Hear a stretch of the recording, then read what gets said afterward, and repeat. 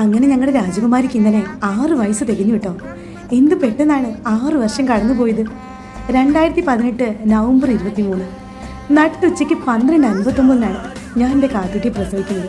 അന്ന് തൃക്കാർത്തികയായിരുന്നു. എൻ്റെ ദൈവമേ, എന്ത് വേദന സഹിച്ചു എന്നറിയാം.